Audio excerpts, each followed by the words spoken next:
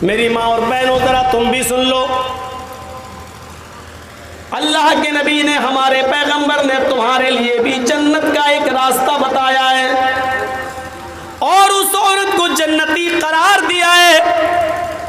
अल मरातु इज़ा सल्लत खम्सहा व सामत शहरहा व अहसनत फरजहा व अताअत बालहा फलतदखुल मिन अबवाबिल जन्नति शात। अल्लाह के नबी सल्लल्लाहु अलैहि वसल्लम ने फरमाया, जो औरत पांचों टाइम की नमाज पढ़ती हो पाबंदी के साथ, पांचों वक्त की नमाज जो औरत पढ़ती हो पांचों वक्त की नमाज पाबंदी के साथ, उन दिनों को छोड़कर जिन दिनों में औरतें आम तौर से नमाज पढ़ने के लायक नहीं रहती हैं, यानी उनकी मजबूरी होती है, महीने के कुछ दिन उनको पीरियड की वजह से, उनको महीने की वजह से नमाज छोड़ना पड़ती है। तो जो औरतें पांचों वक्त की नमाज पढ़ती हों, उन दिनों को छोड़कर जिन दिनों में अल्लाह ताला ने नमाज से उनको रुखसती दी है, वह सामत शहरा, और जो औरत जो पूरे महीने रमजान के रोजे रखती हो, पूरे महीने रमजान के रोजे रखती हो, अगर उन रोजों के दरमियान पीरियड शुरू हो जाए तो उन रोजों को छोड़ना पड़ेगा, रोजों की कज़ा बाद में करना पड़ेगी, लेकिन पीरियड की वजह से, महीने की वजह से जो नमाजें उनकी जितनी दिन की छूटी हैं, उन नमाजों को उनको पूरा नहीं करना पड़ेगा, उन नमाजों को उनको दोहराने की जरूरत नहीं है, या छूटी हुई नमाजों को वो बाद में पूरा नहीं करेंगी, बाद में पूरा नहीं करेंगी। लेकिन रमजान के महीने के रोजे रखते हुए पीरियड शुरू हो गया तो 5-6 रोजे उनके जो छूट गए, ये रोजे उनको छोड़ना पड़ेंगे पीरियड की वजह से, लेकिन इन रोजों को दूसरा रमजान का महीना आने से पहले पहले ये रोजे उनको रखना पड़ेंगे। नमाज नहीं दोहराएंगी लेकिन रोजे बाद में पूरा करेंगी। तो अलबरातु इज़ा सल्लत खम्सहा व सामत शहरा, जो औरत पांचों वक्त की नमाज पढ़ती हो, रमजान के पूरे महीने के रोजे रखती हो, व अहसनत फरजहा, और जो अपने सतर की, जो अपनी शर्मगाह की हिफाजत करती हो। शर्मगाह की हिफाजत के दो मतलब है, एक मतलब यह है कि वो अपने शौहर के अलावा अपनी शर्मगाह का गलत इस्तेमाल न करती हो, जलसों में, दीन के जलसों में दीन के नाम पर आकर लड़कों के साथ खेतों में न जाती हो, चाय की होटलों में न जाती हो, स्कूल में पढ़ती हो तो बॉयफ्रेंड के साथ कैंटीन, कॉलेज की कैंटीन में बैठकर चाय न पीती हो, मोबाइलों पर गुफ्तगू न करती हो, उनसे फोन करके बात कर करके व्हाट्सएप पर अपने खुले हुए बाल के फोटो न देती हो, अपनी ओढ़नी उतार कर और अपने शॉर्ट कपड़ों में अपने फोटो न देती हो। फरमाया अहसनत फरजा, जो अपने सतर की, अपने शर्मगाह की हिफाजत करती हो।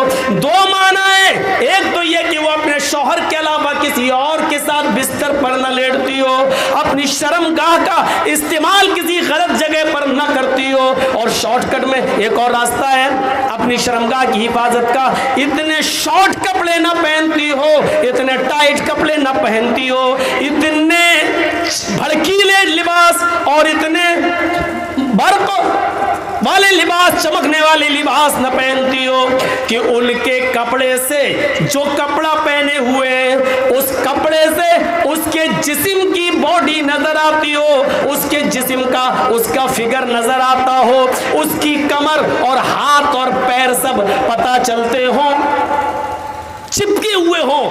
ये कपड़ा भी उस औरत के लिए गलत है और ये नंगापन के हुक्म में दाखिल है। जैसा कि अभी मुझसे पहले फैजी साहब ने बताया था, निसाउन कासियातुन आरियातुन माइलातुन व मुमीलात, ये हदीस आपके सामने पढ़ के बताई थी। मेरे प्यारे साथियों, उन औरतों को भी नंगा कहा गया है, उन औरतों को भी नंगा कहा गया है जो औरतें कपड़ा पहनेंगी। फरमाया एक ऐसा जमाना आ जाएगा कयामत से पहले कि तुम औरतों को देखोगे कि वो कपड़ा तो पहनेंगी लेकिन नंगी होंगी, कासियात कपड़े पहनेंगी, आरियात लेकिन नंगी होंगी। अल्लाह के रसूल ने नंगी औरत सिर्फ उसी को नहीं कहा जिसके जिस्म पर कोई कपड़ा ना हो, उस औरत को भी नंगा कहा है जो कपड़े पहने लेकिन उसका फिगर दिखाई दे ये चिपका हुआ, जैसे ये हमारी ये आस्तीन है। अब औरत की आस्तीन कैसी होती है, ये चिपकी हुई है। अब ये बाहें दिख रही हैं,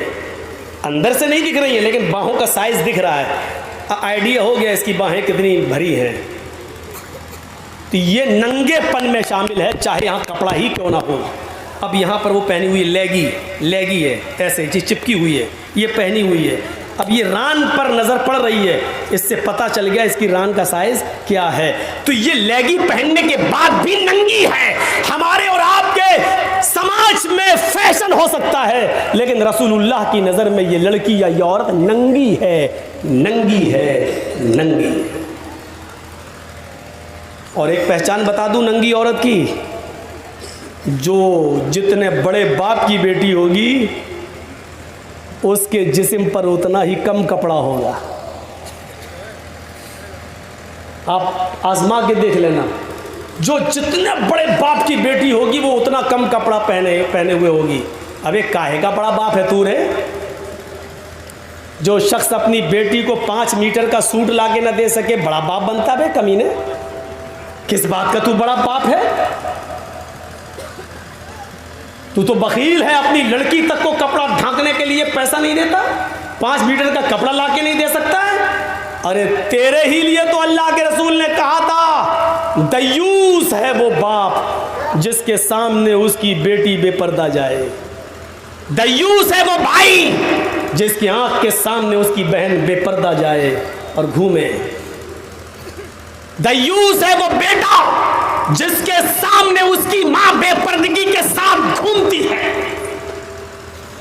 दयूस कहा उसको।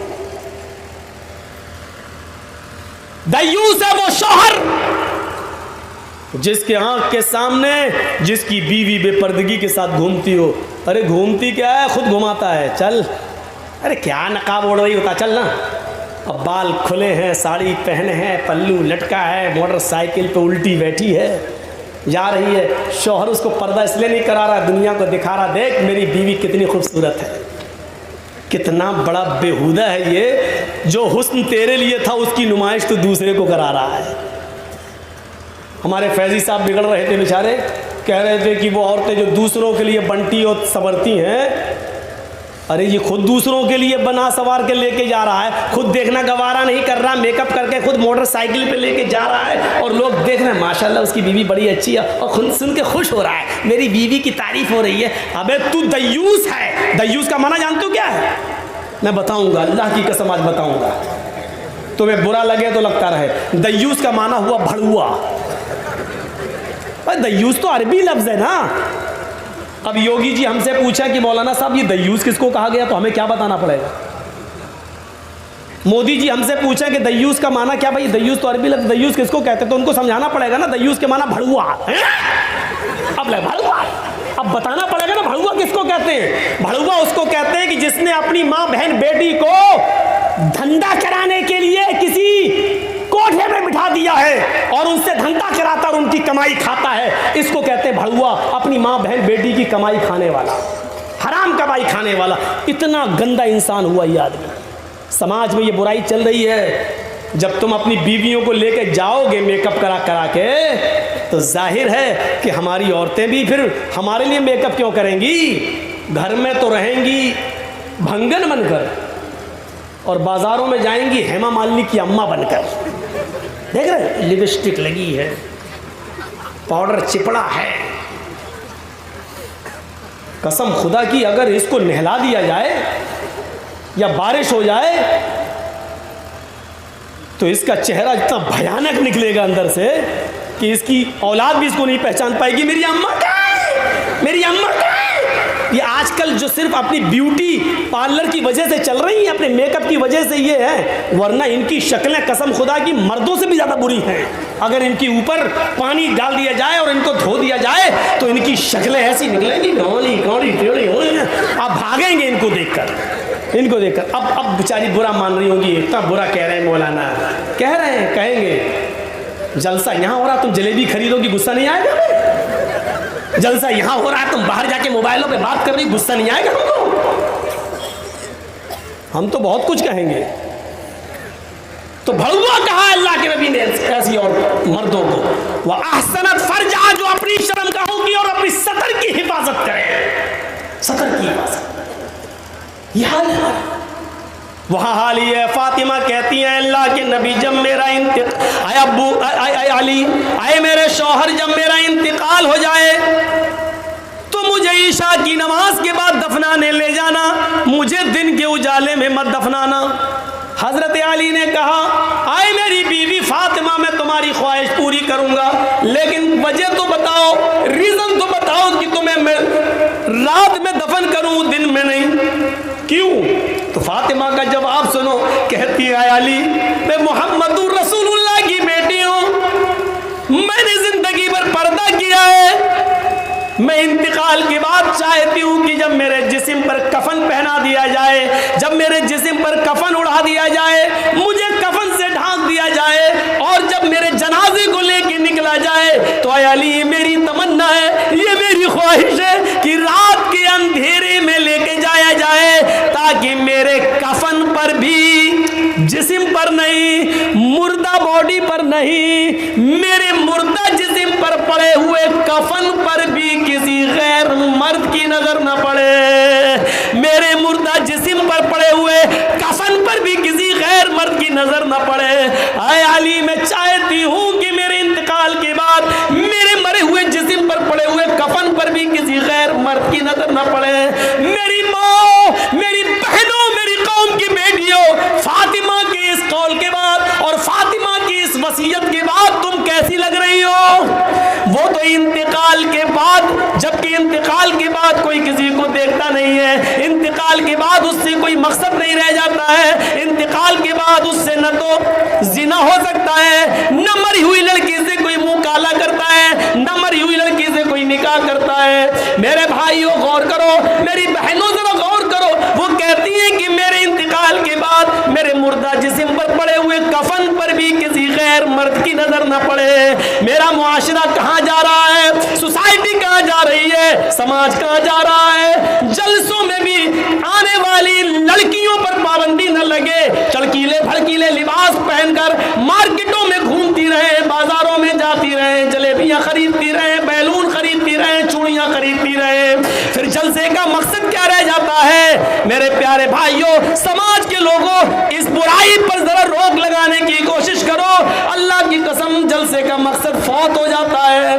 पर्दा इस्लाम की रूह है, पर्दा इस्लाम के लिए रीढ़ की हड्डी है। आओ तुम्हें एक अजीब चीज बताता हूं, आज तुम उस चीज को सुनो और गौर करो। कुरान कहता है कुल लिल मुमिनाती यग़ज़ुज़ना मिन अब्सारिहिन्ना व यहफ़ज़ना फ़ुरूजहुन्ना वला युब्दीना ज़ीनतहुन्ना। पहले मर्दों को हुक्म दिया, फिर औरतों को हुक्म दिया। आए मोहम्मद सल्लल्लाहु अलैहि वसल्लम, इन औरतों से कह दो यग़ज़ुज़ना मिन अब्सारिहिन्ना, जब भी वो कहीं निकलें, जब भी वो कहीं जाएं तो अपनी निगाहें नीची रखें, अपनी निगाहें नीची रखें। व यहफ़ज़ना फ़ुरूजहुन्ना, अपनी शर्मगाह की हिफाजत करें। वला युब्दीना ज़ीनतहुन्ना, और अपने ज़ीनत को, अपनी खूबसूरती को, अपने हुस्न को, अपने ज़ेबो ज़ीनत को, अपने बनाओ सिंगार को गैर मर्दों के सामने जाहिर ना करें। कितनी चीज़ें बताई? 3। एक चीज़ देखिएगा, याद करिएगा, ये 3 चीज़ों को नंबर से जहन में बिठाइए। मैं किसी को भी खड़ा करके पूछ सकता हूँ, पहली चीज़ क्या है, दूसरी चीज़ क्या है, तीसरी चीज़ क्या है। याद रखना, मैं किसी को भी खड़ा करके पूछ सकता हूँ, मेरा कोई भरोसा नहीं है। पहली चीज़ यग़ज़ुज़ना मिन अब्सारिहिन्ना, अपनी निगाहों को नीचा रखो। पहली चीज़ नीची नज़र। दूसरी चीज़ यहफ़ज़ना फ़ुरूजहुन्ना, अपनी शर्मगाह की हिफाजत करो, शर्मगाह। और तीसरी चीज़ ज़ेबो ज़ीनत को, बनाओ सिंगार को गैर मर्दों के सामने जाहिर मत करो। ये 3 चीज़ें बताई। इसमें मेन चीज़ को बीच में रखा गया है, शर्मगाह की हिफाजत। जबकि ये दोनों चीज़ें जो और बताई गई हैं वो इसीलिए बताई गई हैं क्योंकि वो शर्मगाह तक पहुंचने का ज़रिया है। जब औरत निगाह उठा के चलेगी तो आंखें 4 होंगी, जब 4 होंगी तो प्यार मोहब्बत होगी, दिल के रास्ते से आंख से तीर घुसेगा, फिर दिल में उतरेगा, दिल में उतरेगा तो दिल घायल होगा, घायल होगा तो फिर कुर्बत बढ़ेगी, कुर्बत बढ़ेगी तो सब कुछ होगा शॉर्टकट में। तो बीच में क्या पेश किया अल्लाह ने, वह यहफ़ज़्न फ़ुरूजहुन्ना, शर्मगाह की हिफाजत। और उससे पहले क्या बयान किया, नज़रें नीची रखो। और बाद में क्या बयान किया, ज़ेबो ज़ीनत को गैर मर्दों के सामने ज़ाहिर न करो। ये 3 चीज़ें बताई और बीच में शर्मगाह। बिल्कुल ऐसा लग रहा है जैसे मौलाना जर्जीस पाकिस्तान में जब गए थे एक जलसे में, तो मेरे पीछे बॉडीगार्ड लगा दिए गए थे, वहाँ लोगों ने लगाए थे हुकूमत की तरफ से। तो मैंने पुलिस वालों से कहा ये क्या कर रहे हो भाई आप लोग? बोले तुम्हें इंडिया खैरियत से जाना कि नहीं जाना है? हमने कहा क्या मतलब? बोले हमारे यहाँ कोई भरोसा नहीं कि कब किस मस्जिद में बम रख दिया जाए और उड़ जाओ तुम। हमको हुक्म दिया गया है कि इनकी हिफाजत करो, मस्जिदों में तलाशी लो और फिर इनकी तकरीर हो। तो मेरे दाएं और बाएं 2 पुलिस वाले खड़े हो जाते थे जब जलसा होता था वहाँ, एक इधर एक उधर, ब्लैक कमांडो टाइप के, एक इधर एक उधर, और बीच में हम बोल रहे हैं। और जब जोश आता था, अल्लाह के नबी ने फरमाया, जो देखता था ब्लैक कमांडो को तो जोश ठंडा हो जाता था। ये खड़ा है, फिर थोड़ा सा कोशिश करता था, जो जोश में आया ऐसे बोला तो इधर देखा खड़ा हुआ, फिर जोश ठंडा हो जाता था। ये 2 दाएं बाएं बॉडीगार्ड, बीच में जर्जीस, ये किस बात की अलामत है? जर्जीस साहब, आपकी ज़िंदगी इन दोनों बॉडीगार्ड की वजह से बची हुई है। दायां वाला बॉडीगार्ड हटा, बायां वाला बॉडीगार्ड हटा, तो बीच वाले आदमी की कभी भी ज़िंदगी गई काम से। दाएं दाएं दाएं उड़ा दिए गए। तो बीच वाला आदमी कब बचा है? जब दाएं और बाएं वाले उसकी हिफाजत कर रहे हैं। अब गौर करो इन 3 चीजों पर। इन 3 चीजों में बीच वाली चीज मेन है शर्मगाह की हिफाजत, और दाएं बाएं जो 2 चीजें हैं वो इसकी बॉडीगार्ड है, इस औरत की बॉडीगार्ड है। नजरों को जब तक नीचा करके चलेगी, जब तक वो अपनी आंखें उठाकर किसी गैर मर्द को नहीं देखेगी, जब तक वो अपनी नजरें नीची करके चलेगी, उसकी शर्मगाह की हिफाजत रहेगी। क्योंकि ये नजरों को नीचा करके चलना, ये इसकी शर्मगाह की हिफाजत करेगी। ये बॉडीगार्ड है, नजरें नीची करना। वला युब्दीना ज़ीनतहुन्ना, और ज़ेबो ज़ीनत को गैर मर्दों के सामने जाहिर मत करो। और जब बनाओ सिंगार को, लिपस्टिक क्रीम पाउडर को जब चुपड़ चुपड़ के निकलोगी बाज़ारों में, फिरोगी घूमोगी, तो ये लड़के क्या तुम्हें अपनी बहन बनाएंगे? 250 ग्राम चुपड़ोगी जब क्रीम। और एक और वो आता पाउडर, पता नहीं कौन सा, जानते हो ये पाउडर का नाम क्या? Water proof powder. औरतों ने सोचा कि जब बारिश होती है तो हमारा चेहरा धुल जाता, तो आनी काली तेली निकलते, तो अब उन्होंने वाटर प्रूफ पाउडर बनवा लिया। अब चाहे कितना पानी आए वो पाउडर लगा रहेगा। अब वो पाउडर तब भी नहीं छूटेगा जब उसका आदमी उसको चूमेगा चाटेगा, तब भी उसके मुंह में चला जाएगा, लेकिन छूटेगा नहीं। उसका शौहर अजीब किस्म का पाउडर आता है, अजीब सब। देखिए उसकी शक्ल तक नहीं देखी जाती, लेकिन बड़े शौक से लगाते हैं। और जो लगा के निकलती है तो कसम खुदा की ऐसा लगता है जैसे अमेरिकन बंदरिया जा रही हो। तुम हंसते हो, खूबसूरत पर कटे बाल कर, बाल कटे हैं पर चल रही हो, लग रहा है जैसे आप कह रहे हो कि जन्नत की हूर जा रही है। हमारी नज़र में तो ये अमेरिकन बंदरिया लगती है। अच्छी खासी खूबसूरती अल्लाह ने दी थी और इसने अपने आप को अमेरिकन बंदरिया बना लिया, अमेरिकन बंदरिया। तो बीच में जो चीज है वो है शर्मगाह, और दाएं बाएं उसके बॉडीगार्ड। तो अल्लाह ताला ने इशारा किया, जब तक तुम नजरें नीची करके चलोगी और जब तक बनाओ सिंगार को गैर मर्दों के सामने जाहिर नहीं करोगी, ज़ेबो ज़ीनत को गैर मर्दों के सामने नहीं दिखाओगी, तब तक तुम्हारी शर्मगाह की हिफाजत रहेगी। और जैसे ही तुम सड़कों पर बाजारों में मेकअप करके चलने लगोगी और नजरें उठा उठा के, आंखें ऊपर कर करके, सर उठा कर चलोगी, तो बीच वाली चीज की कोई जिम्मेदारी नहीं है, क्योंकि बॉडीगार्ड ही नहीं रहा। तो बीच वाली चीज पर कभी भी हमला हो सकता है। आए फातिमा, आए ज़ैनब, आए रुकैया, आए उम्मे कुलसूम, आए आयशा, आए ज़ारा, आए सारा, आए हाजरा, ये दोनों चीजें अगर तेरी उड़ गई बॉडीगार्ड, तो तुझे ज़ारा से निर्भया कभी भी बनाया जा सकता है, क्योंकि बॉडीगार्ड नहीं रहे हैं तो कभी भी दरिंदगी का शिकार हो सकती है। चलती बस में तेरे साथ 10-10 लड़के भेड़िए बनकर तेरी इज्जत व आबरू को कभी भी लूट सकते हैं, और चलती हुई बस से तुझे धक्का दे सकते हैं, कभी भी तेरी इज्जत व आबरू लूट सकती है, क्योंकि तेरे बॉडीगार्ड तेरे पास से खत्म हो चुके हैं, क्योंकि नजरें नीची करके तू नहीं चल रही है और मेकअप और खुशबू और परफ्यूम लगा के तू जा रही है। अब बॉडीगार्ड ही नहीं रहे तो शर्मगाह की हिफाजत होगी कैसे? कुरान ने इन दोनों चीज़ों को बॉडीगार्ड की हैसियत से पेश किया।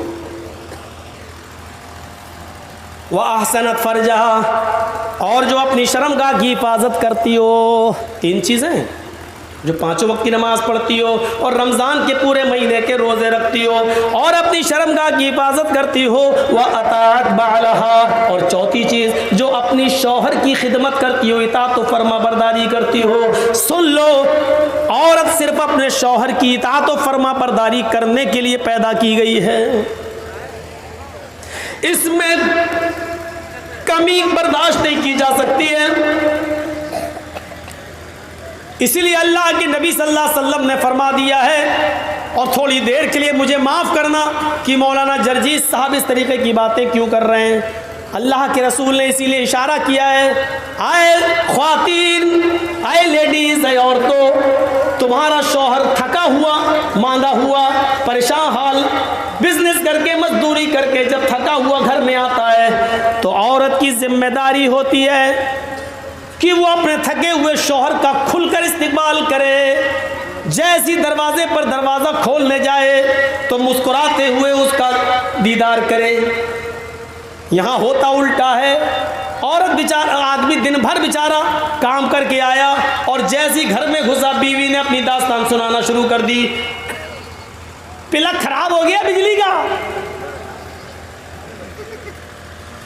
पंखा नहीं चल रहा है, मोटर फूक गया।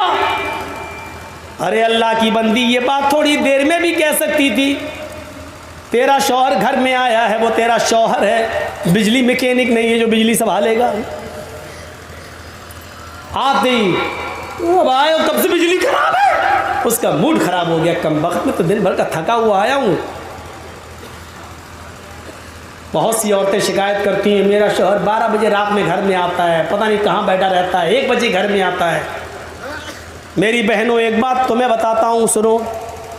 अगर तुम घर में अच्छे कपड़े पहन कर नहीं रहती हो, बन संवर कर नहीं रहती हो, साफ लहजे में कह दूं कि परफ्यूम और खुशबू लगाकर मेकअप करके घर में तुम नहीं रहती हो, तो फिर तुम्हें ये शिकायत करने का कोई हक नहीं है कि मेरा शौहर 12 बजे घर में आता है, 1 बजे घर में आता है। वो पूरी रात भी घर नहीं आएगा, क्योंकि जब तुम उसके लिए बन सवर कर तैयार ही नहीं हो तो वो इतनी जल्दी आकर क्या करेगा तुम्हारे पास? बदबू सूंघेगा तुम्हारे पसीने की। उस औरत को शिकायत करने का कोई हक नहीं है। 12 बजे आता है, 2 बजे आता है, हम तो कह रहे पूरी रात न जाए, भंगर मन के रहेगी, कौन जाए तेरे पास? हाँ, तुम्हारी शिकायत उस वक्त जायज है जब तुम बन सवर कर अपने शौहर का इंतजार करो। औरत लिपस्टिक भी लगा सकती है। आती थी पहले लिपस्टिक, उसमें खिंजीर की चर्बी। अब सारी कंपनियों ने कह दिया है कि हम ये लिख के देने के लिए तैयार हैं कि हमारी लिपस्टिक में चर्बी, खिंजीर की चर्बी, सूअर की चर्बी की आमेजिश नहीं है। कंपनियों ने इस बात का प्रमाण पेश किया है और गवाही दी है। अगर ये कन्फर्म हो कि सूअर की चर्बी है तब तो नहीं लगा सकती है, लेकिन नहीं है तो लगा सकती है। और शौहर के लिए बाहर नहीं, बाहर जा रही लिपस्टिक लगा के पता नहीं, ऐसा लगता है जैसे किसका खून पी के आ रही हो। अपने घर में रहो, आदमी ज़्यादा से ज़्यादा यही समझेगा ना घर की अपने आदमी का खून पिया, वो तो पियो, वो तो रोज़ पी रही हो, तो कोई फर्क नहीं पड़ता। अपने अगर आपका शौहर लिपस्टिक को पसंद करता है तो आप घर में लिपस्टिक लगा सकती हैं, क्रीम पाउडर लगा सकती हैं, रंग जाहिर हो ऐसा मेकअप आप इस्तेमाल कर सकती हैं। मर्द की जीनत, मर्द की खुशबू वो है जिसका रंग जाहिर ना हो, खुशबू उठे, खुशबू उठे, ये मर्द की जीनत है। क्या है? रंग जाहिर ना हो। मसलन मर्द लिपस्टिक नहीं लगा सकता, लेकिन खुशबू खूब लगाए, जितनी लगा सकता, जन्नतुल फिरदौस लगाए, ऊद लगाए, कस्तूरी लगाए, ये लगाए, खुशबू उड़ रही हो, मर्द लगा सकता है, लगा के कहीं भी जा सकता है, लेकिन औरत खुशबू लगा के घर से बाहर नहीं निकल सकती है। लेकिन औरत की जीनत उस मेकअप में है जिसका रंग जाहिर हो और खुशबू दबी हुई हो, खुशबू दबी हुई हो। और रंग जाहिर होगा, लिपस्टिक लगाएगी तो रंग जाहिर होगा, क्रीम पाउडर लगाएगी तो रंग जाहिर होगा, ये औरत का मेकअप है। लेकिन औरतों, मेरी माँ बहनों, ये सारे हथियार सिर्फ अपने शौहर पर इस्तेमाल कर सकती हो, किसी दूसरे गरीब इंसान पर नहीं। वो तो मर जाएगा बेचारा, शौहर को मारो। इसलिए कि तुम्हें ये सारे हथियार चलाने की इजाजत शरीयत ने दी है, लेकिन शौहर पर, किसी और पर नहीं। फरमाया तुम्हारा शौहर घर पे आता है, तुम उसकी थकान दूर करो, हंस कर उसका इस्तेमाल करो, मुस्कुरा कर उसका जवाब दो। अब घर में आया बेचारा थका हुआ, देखा औरत किचन में घुसी हुई है, कपड़े सुखड़े हुए हैं, एक पैचा बाहर जा रहा है, एक ऊपर जा रहा है, और बाल बिखरे पड़े हैं, किचन की गंदगी लगी हुई है। अरे तुझे मालूम है कि 5 बजे मेरा शौहर ऑफिस से आता, तो 4 बजे तक तूने काम क्यों नहीं समेटे? अपने शौहर का इस्तेमाल अच्छे कपड़ों में, अच्छी खुशबू में, अच्छे मेकअप में क्यों नहीं किया? अब वो सोच रहा घर पे जाऊं तो अपनी बीवी से गले मिलूं, थका हुआ हूं, कुछ सुकून हासिल करूं। घर में गया, देखा ये तो भंगन बनी बैठी, गुस्से में आया, तलाक तलाक तलाक। इससे तो अच्छा मेरी ऑफिस वाली थी, कम से कम बंठन के बैठी थी। फिर वो देर से आएगा तुम्हारे घर, क्यों आएगा? 10-9 बजे क्यों बैठेगा तुम्हारे पास? घर में आता तुम भंगन बन के रहती हो, तो फिर ऑफिस वाली ही को ना पसंद करेगा। मैं ये नहीं कह रहा हूं कि वो जायज़ है, वो गलत कर रहा है, लेकिन उससे ज्यादा गलत तुम कर रही हो, क्योंकि तुम उसकी बीवी होकर उसको अपने जिस्म से रोक रही हो और फायदा उठाने का मौका नहीं देती हो। इसलिए फरमाया कि अगर औरत को बच्चा भी हो रहा हो और वो ऊंटनी के ऊपर बैठी हो, ज़चकी के वक्त, बच्चे की पैदाइश के वक्त औरत को एक ऊंटनी पे बिठाया जाता था अरब के अंदर, ताकि आसानी से डिलीवरी हो जाए, आसानी से बच्चा पैदा हो जाए। फरमाया अल्लाह के नबी ने, अगर तुम उस ऊंटनी पर भी बैठी हुई हो और तुम्हारे बच्चे का डिलीवरी का वक्त करीब हो और इस हाल में तुम्हें तुम्हारा शौहर हम बिस्तरी के लिए तुम्हें बुलाए, तुमसे वो ये चाहे कि वो अपनी बीवी से फायदा हासिल करे, तो आए औरत, तुझे उस वक्त भी अपने शौहर के पास जाना पड़ेगा, इसलिए कि उसके दिल में लगी हुई आग को तेरे अलावा कोई बुझा नहीं सकता है। अगर उसके दिल की आग को तूने नहीं बुझाया तो तेरा शौहर गलत काम में पड़ सकता है, इधर उधर जा सकता है, उसके खिरमन में आग लग सकती है, वो गलत रास्ते पर जा सकता है। फरमाया कि औरत को इस हाल में भी अपने शौहर के पास आना पड़ेगा और इस पोजीशन में भी वो अपने शौहर को अपने जिस्म से नहीं रोक सकती हो। सुन लो, अल्लाह के नबी फरमाते हैं, अगर तुम चूल्हे पर भी बैठी हो, रोटियां पका रही हो, आग जल रही हो, रोटी जलती है तो जल जाने दो, अगर तुम्हारा शौहर तुम्हें बुलाता है कि तुमसे कुछ फायदा हासिल करे, तो तुम चूल्हे को छोड़कर, रोटियां पकाना छोड़कर अपने शौहर के पास जाओगी, उसके अरमान को पूरा करोगी, उसके दिल के मकसद को पूरा करोगी। इसमें ना नू नहीं होना चाहिए। मेरी माँ बहनों, ये तुम्हारा घर बनाने के लिए मोहम्मद रसूलुल्लाह ने इस हद तक इजाजत दी है, इस हद तक हुक्म दिया है औरतों को, ताकि तुम्हारा भी घर बना रहे और उसका भी घर बना रहे और वो दूसरी तरफ न भटकता रहे। शौहर की इताअत और फर्मा बरदारी हर हाल में जरूरी है। यहां तो शौहर की इताअत होती है, शौहर की। अल्लाह के रसूल अपनी बीवी की तारीफ कर रहे हैं, आयशा सिद्दीक़ा की, तो आयशा भी तारीफ कर रही हैं, और इधर तो हाल ये होता है कि औरतें जल्दी तारीफ करती नहीं है शौहर की। जिंदगी भर नाजो नेमतों से पालता रहा हो, एक मर्तबा उसकी आप मर्जी के खिलाफ काम कर दीजिए, या एक मर्तबा थोड़ा सा उसको पैसा वैसा कम मिल जाए, तो क्या कहेगी, ज़िंदगी में कभी सुकून मिला है तुम्हारे घर? पूरी ज़िंदगी पे पानी फेर देगी आपकी, पूरी ज़िंदगी पे पानी फेर देगी, पूरी ज़िंदगी पे। सुना हो किस्सा, एक पीर साहब थे, उनकी बीवी उनको पीर ही नहीं मानती थी। हाँ, तेरे जैसे 336 पीर रोज़ देखती हूँ। हाँ, एक बार उस औरत ने देखा कि आसमान पर एक पीर साहब उड़ रहे हैं, मुसल्ला हवा में बिछा हुआ है और उस पर खड़े होकर नमाज पढ़ते हुए जा रहे हैं। तो औरत ने अपने शौहर से कहा, एक तुम पीर बने फिरते हो, आज मैंने तीर देखा है। देखा है? कहाँ? आसमान में। कैसे देखा? का मुसल्ला बिछाया था। अच्छा, हवा में उड़ रहा था। बीवी ने कहा हाँ, तुम्हें कैसे मालूम? नमाज पढ़ रहा था ना। हाँ, हवा में उड़ रहा था ना। हाँ, वो मैं ही तो था। उसका शौहर बोला वो मैं ही तो था। बीवी झट से कहती हाँ, मुझे लगा कि तुम थे। कहा क्यों? कहा इसीलिए तो टेढ़े टेढ़े उड़ रहे थे, उड़ना नहीं आ रहा था तुम्हें, फिर कभी निकाल दी। अभी तक उसकी तारीफ कर रही थी, जब सुना कि ये कह रहा कि वो मैं ही तो था तो कहती तभी तो टेढ़े टेढ़े उड़ रहे थे। और एक मुरीद ने अपने पीर को ख्वाब में देखा कि जन्नत में घूम रहे हैं, 70 हूरों के बीच में बैठे हुए हैं। हमारे पीर साहब जन्नत के शहद और दूध की नहरों में गोते लगा रहे हैं। सुबह आँख खुली उनकी, कहने लगे अपने पीर साहब को जाके खुशखबरी सुना दूँ कि अरे तुम तो जन्नती आदमी हो। जैसे पीर साहब गए, पीर साहब के घर मुरीद गया, उसने दरवाजे को दस्तक दी तो क्या देख रहा, अंदर आवाज़ें आ रही हैं, तड़ा तड़ा तड़ा तड़ा। उसने झांक के देखा शायद पीर साहब पिट रहे हैं। उसने सुराख से ऐसी झांक के देखा तो क्या देखता है कि पीर साहब की बीवी झाड़ू से पीट रही है पीर को। वो कहता रहे यार ये क्या हो गया, मैंने तो ख्वाब में देखा है कि पीर साहब जन्नत में घूम रहे हैं, 70 हूरों के बीच में बैठे हुए हैं, यहाँ तो एक नहीं सब अल्लाह ही इनसे। ये बेचारा जाने लगा, पीर साहब दरवाज़ा खोलते हैं, कहाँ जा रहे हो? मैं जा रहा हूँ घर। इधर आओ। क्यों आए थे? अरे कुछ नहीं यार, आया था बहुत बड़ी खुशखबरी सुनाने, लेकिन अब मूड ख़राब हो गया मेरा, मैं जा रहा हूँ। कहा क्या हुआ? अरे क्या क्या हुआ यार? अरे बताओ ना क्या हुआ, क्या परेशानी थी? अरे कुछ नहीं पीर साहब, रात में मैंने ख्वाब में देखा था कि 70 हूरों के बगल में आप बैठे, वो इधर से बोसा ले रही है, वो इधर से पकड़ रही है और आप मस्त हैं, दूध की और शहद की नहरों में गोते लगा रहे हैं, जन्नत की नेमतों से मुस्तफीद हो रहे हैं। मैंने सोचा कि आपको खुशखबरी सुना दूँ, यहाँ देख रहा हूँ कि आप झाड़ू से पिट रहे हैं, इतना बुरा हाल आपका। तो पीर साहब हार मानने वाले कब हैं?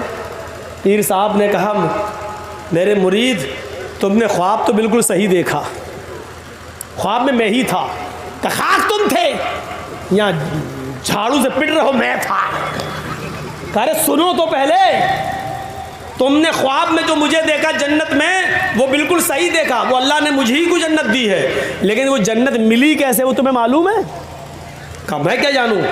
कहा अपनी बीवी के हाथ से रोज झाड़ू से पिटता हूँ और उसी पर सब्र करता हूँ, इस सब्र के बदले में अल्लाह ने मुझे जन्नत दी है। पीर साहब हार मानने वाले कब हैं? मौलवी और पीर कभी हार मानता है? कभी नहीं मानता। वो कौवे और कबूतर वाला चुटकुला सुने हैं ना आप? एक शिकारी के जाल में कौवा भी फंस गया और कबूतर भी फंस गया।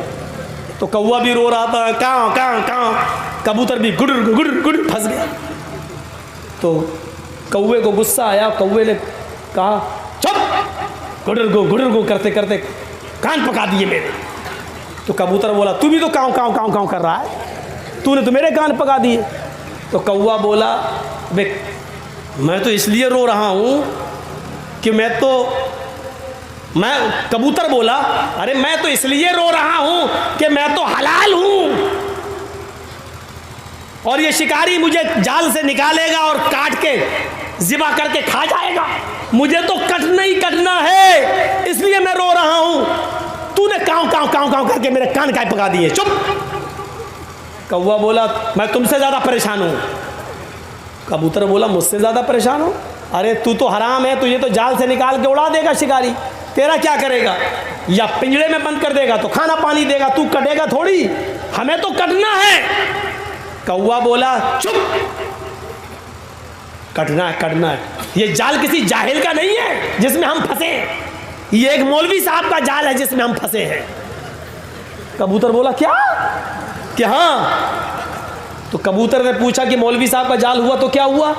करे मौलवी पे कोई भरोसा नहीं, कब कौवे को भी हलाल का फतवा दे के काट के खा जाए। मैं तुमसे ज़्यादा परेशान हूँ, तुमसे ज़्यादा परेशान हूँ। मौलवी कभी हार मानता नहीं, पता नहीं कब फतवा दे दे कौवा भी हलाल है, या ये कह दे काला कौवा हलाल है, या ये कह दे कि 2 पैर वाला कौवा हलाल है। उसका कोई भरोसा नहीं, कब हलाल का फतवा दे और हमको काट के खा जाए। मौलवी पीर कभी नहीं हारता, कभी नहीं, सब परेशान है इनसे।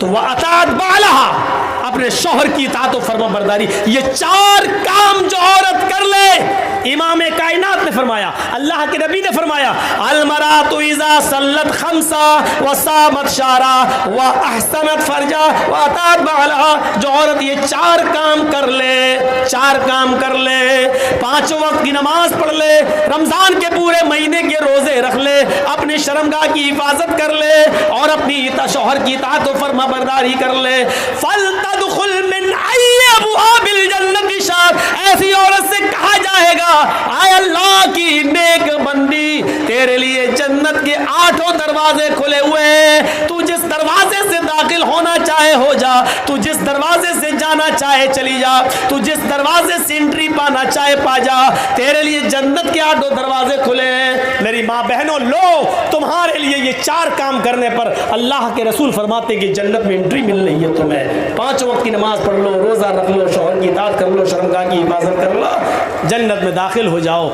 ये जन्नत में जाने का एक रास्ता है।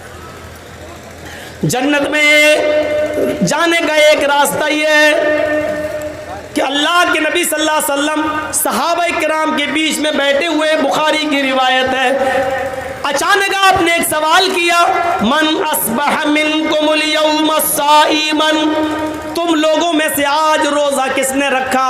नफली रोज़े की बात हो रही है, फ़र्ज़ रोज़े तो सब रखते थे। आए सहाबियों बताओ, तुम लोगों में से नफली रोज़ा किसने रखा? फ़क़ाम अबू बकरिन फ़क़ाला अना या रसूल अल्लाह, अबू बकर सिद्दीक़ उठते और कहते हैं अल्लाह के रसूल मैंने। कहा बैठ जाओ। लोगों, रोज़ा रखने में अबू बकर आगे निकल गए। अब दूसरा सवाल बताओ, मन अतामा मिनकुमुल यौम मिस्कीनन, तुम लोगों में से आज किसी मिस्कीन को खाना, किसी भूखे को खाना किसने खिलाया? फ़क़ाम अबू बकरिन फ़क़ाल अना या रसूल अल्लाह, दोबारा अबू बकर सिद्दीक़ उठते और कहते हैं आए अबू बकर, मैं रोज़े से था, मेरे हिस्से का खाना बचा हुआ था, मैं खाना खा नहीं सकता था रोज़े की हालत में, इसलिए मेरे दरवाजे पर एक भूखा आदमी आया, मिस्कीन आया, मैंने अपने हिस्से का खाना उसको खिला दिया। आपने कहा लोगों, अबू बकर खाना खिलाने में भी आगे निकल गए। बैठो। तीसरा सवाल आपने पूछा, मन आदा मिनकुमुल यौम मरीज़न, आज तुम लोगों में से किसी मरीज की आयादत करने कौन गया? क्या तुम्हारे गांव में, तुम्हारे मोहल्ले में कोई मरीज था, कोई बीमार है जिसकी आयादत तुमने की हो? फ़क़ाम अबू बकरिन फ़क़ाल अना या रसूल अल्लाह, तीसरी बार भी अबू बकर सिद्दीक़ उठते और कहते हैं अय अल्लाह के नबी, मेरे गांव में फला फला बीमार था, आज मैं उसके घर गया और उसकी आयादत करके आया। आपने फरमाया लोगों, ये तीसरी नेकी भी अबू बकर के खाते में गई, ये तीसरे काम में भी अबू बकर आगे निकल गए। आए अबू बकर बैठ जाओ। अब आखिरी सवाल बताओ, कौन है जिसने ये काम किया हो? मन तबिया मिनकुमुल यौम जनाज़तन, आज कौन ऐसा आदमी है जो किसी जनाजे के पीछे पीछे कब्रिस्तान तक गया है, नमाज जनाजा से लेकर कब्रिस्तान तक जाकर उसको मिट्टी तक दिया है? कौन ऐसा है जिसने जनाजे की नमाज से लेके कांधा देने से लेकर मिट्टी तक दी हो, कब्र तक पहुंचा हो और उसको मिट्टी देकर आया हो? कोई है जो जनाजे के पीछे पीछे चला हो? फ़क़ाम अबू बकरिन फ़क़ाल अना, चौथी बार भी अबू बकर सिद्दीक़ उठे और खड़े होकर कहने लगे हाय अल्लाह के नबी, आज मेरे यहाँ किसी की मिट्टी हो गई, इंतकाल हो गया, मैं उसके जनाजे में गया, मैंने उसकी जनाजे की नमाज भी पढ़ाई, बल्कि मैं कब्र में भी उतरा, मैंने उसकी बॉडी को कब्र में उतारा भी, और कब्र में उतारने के बाद फिर मैंने मिट्टी भी दी, मैंने ये काम भी किया है। अब अल्लाह के नबी खड़े होते हैं और फरमाते हैं जिस इंसान के अंदर ये 4 खूबियां एक ही दिन में जमा हो जाएं, जिस इंसान के अंदर ये 4 खूबियां जमा हो जाएं, जो नफली रोजा भी रखता हो, जो मिस्कीन को खाना भी खिलाता हो, जो मरीज की आयादत भी करता हो, और जो जनाजे के पीछे पीछे चलता हो, वजबत अलैहिल जन्ना, अल्लाह रब्बुल आलमीन ऐसे शख्स के ऊपर जन्नत को वाजिब कर देता है, वो आदमी जन्नत के अंदर जाकर रहेगा, ऐसे शख्स को अल्लाह हर हाल में जन्नत के अंदर दाखिल करेगा। कितना पैसा खर्च हो रहा है इस काम के लिए? जन्नत में जाने का ये रास्ता बताया जा रहा है। रास्ता आइए मेरी माँ और बहनों, तुम्हारे लिए एक रास्ता और बताता हूँ। ए भैया, जिसको जाना हो तो जल्दी निकलो यार, बीच में डिस्टर्ब क्यों करते हो? खड़े हो गए हो, हमें मालूम है अब चाय की लॉक लगी होगी या पेशाब लगा होगा। बाबू देखो क्या पैंट में जेब में हाथ डाल के जा रहे हैं, लगता है कि शाहरुख खान जा रहा है। निकाले। सुनिए मेरे भाइयों, जा अपनी साइला, जन्नत में जाने का एक रास्ता मेरी माँ बहनों तुम्हारे लिए। अल्लाह के अम्मा आयशा कहती हैं, मेरे पास एक मांगने वाली आई, मेरे पास एक मांगने वाली आई, महा सबियान, उसके साथ 2 छोटे छोटे बच्चे थे। उसने मुझसे कहा अल्लाह के नाम पे कुछ दे दो, मेरे घर में ये दोनों बच्चे भूखे हैं, कई दिन से इन बच्चों ने खाना नहीं खाया। मेरे पास एक खजूर रखी हुई थी, हजरत आयशा कहती है, बुखारी की रिवायत, मेरे पास एक खजूर रखी हुई थी, मैंने वो खजूर उतारी और मैंने उस मांगने वाली को वो खजूर दे दिया। उस औरत ने उस खजूर के 2 टुकड़े कर दिए, उस औरत ने उस खजूर के 2 टुकड़े किए, एक टुकड़ा इस बच्चे को दे दिया, एक टुकड़ा इस बच्चे को दे दिया। दोनों बच्चों ने अपने अपने खजूर टुकड़े खा लिए और इस माँ ने सिर्फ पानी पिया और आगे बढ़ गई।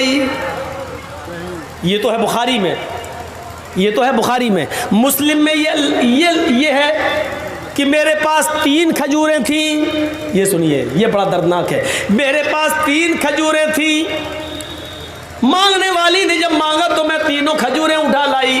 उस औरत ने एक एक खजूर दोनों बच्चों को दे दी, दोनों बच्चों ने अपनी खजूरें खा ली। एक खजूर जो मेरे पास बची, मैं उसको खाने जा रही थी। अम्मा आयशा कहती है कि मैंने उस औरत को देखा, जैसी वो औरत उस खजूर को अपने मुंह में रखने के लिए जा रही थी, बच्चे भूखे थे, अपनी अपनी खजूर खाने के बाद वो माँ की खजूर पर झपट पड़े, माँ ये मुझे दे दो। दूसरा कहता माँ ये मुझे दे दो। माँ की ममता लाड में आ गई, जोश मारने लगी, माँ खुद भूखी रह गई, लेकिन उसने किसी एक बच्चे के साथ बेइंसाफी नहीं की। उसने उस खजूर के 2 टुकड़े कर दिए, आधा इसको दे दिया, आधा इसको दे दिया। मुस्लिम में 1 खजूर तो आधा आधा दे दिया, और बुखारी में 1 खजूर तो आधा आधा दे दिया, और मुस्लिम के अंदर 3 खजूर थे, एक एक दे दिया, एक अपने लिए रखा, लेकिन बच्चों ने जब झपटा तो माँ ने उसको भी आधा आधा कर दिया और आधा इसको दे दिया, आधा इसको, यानी बच्चों के हिस्से में 1.5 खजूर आ गई और माँ खुद भूखी रह गई। पानी पिया हजरत आयशा ने दिया और वो चल दी। अल्लाह के रसूल जब घर में आए, हजरत आयशा ने पूरा वाक़या बता दिया। ऐसी ऐसी औरत थी, 2 छोटे छोटे बच्चे थे। अल्लाह के रसूल, वो 3 खजूरें मैं आपके खाने के लिए रखी हुई थी कि आप भूखे आएंगे तो आपको दे दूंगी, लेकिन उस बच्चों की भूख हम पे देखी नहीं गई, इसलिए मैंने उसको 3 खजूरें दे दी। कहा बहुत अच्छा किया आयशा। अल्लाह के नबी, उस औरत ने उन दोनों बच्चों को 1-1 खजूर दे दी और 1 खजूर अपने लिए रख ली थी। जैसी वो मुंह तक ले गई, बच्चे उसके खजूर पर झपट पड़े, माँ की ममता जोश में आई। अल्लाह के नबी, माँ ने अपनी खजूर के भी 2 टुकड़े करके आधा आधा दे दिया। अल्लाह के रसूल ने कहा, आयशा क्या तुमने ये मंजर अपनी आंखों से देखा है? हाँ। क्या उस औरत ने खुद कुछ नहीं खाया है? कहा नहीं। क्या उसने बच्चों को खिला दिया है? हाँ। अल्लाह के रसूल कहते हैं, आयशा कयामत के दिन तुम्हें गवाही देना पड़ेगी। हाँ, मैं गवाही देने के लिए तैयार हूं, मैंने ये मंजर देखा है।